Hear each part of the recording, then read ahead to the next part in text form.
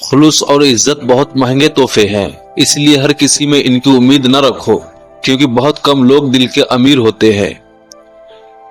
پسند اس کو نہ کرو جو دنیا میں سب سے زیادہ حسین ہو، بلکہ پسند اس کو کرو جو تمہاری عزت کرتا ہو۔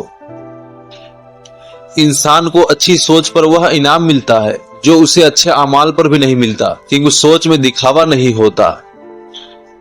جو آزمائش کے وقت صبر کرتے ہیں وہ اللہ کے بہت قریب ہوتے ہیں، کیونکہ صبر میں شکوہ نہیں ہوتا، صرف خاموشی ہوتی ہے، اور اس خاموشی کا شور صرف خدا کو سنائی دیتا ہے۔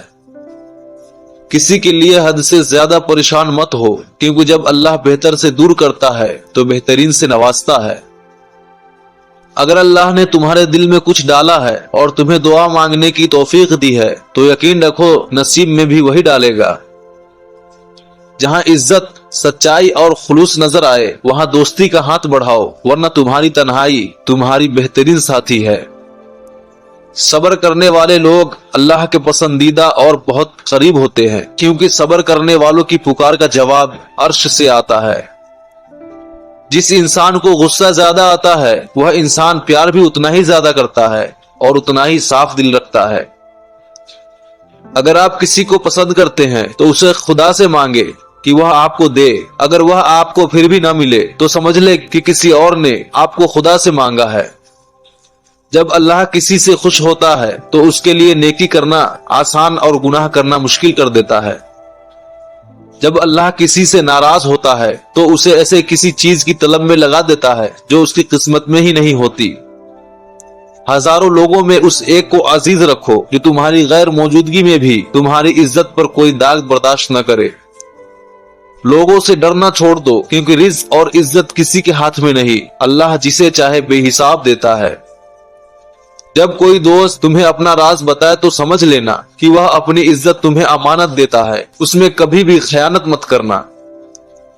جب تم چاہو کہ تمہاری دعا عرش تک پہنچے اور قبول ہو جائے تو پہلے اپنے والدین کے لیے دعا مانگو۔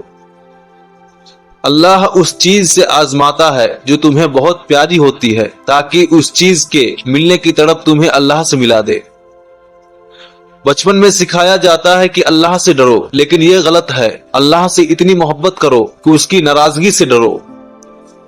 ایسے شخص کو کبھی مت گوانا جس کے دل میں تمہارے لیے محبت، عزت اور چاہت ہو۔ جو تم کو خوشی میں یاد آئے تو سمجھو تم اس سے محبت کرتے ہو، اور جو تم کو غم میں یاد آئے تو سمجھو وہ تم سے محبت کرتا ہے۔ صاف نیت سے مانگا جائے تو اللہ نصیب سے بڑھ کر دیتا ہے۔ انسان کی تمام پریشانیاں دو باتوں کی وجہ سے ہیں۔ انسان تقدیر سے زیادہ چاہتا ہے، انسان وقت سے پہلے چاہتا ہے۔